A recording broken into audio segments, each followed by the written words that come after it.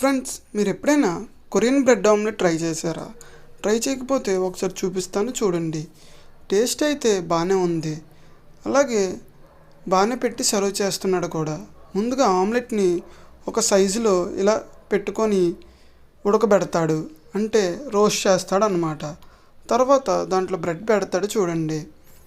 చూసారా? ఇది అయిపోయిన తర్వాత బ్రెడ్ పెట్టాడు, చూసారా? బ్రెడ్ పెట్టాక ఒక చికెన్ స్లైస్ అనేది పెడతాడు.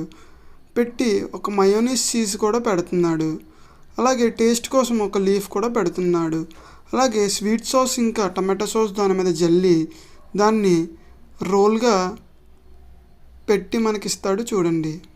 చూడండి ఎలా రోల్ చేస్తున్నాడు. ఇలా రోల్ చేసి మనకి ఒక పేపర్లో సర్వ్ చేస్తాడు.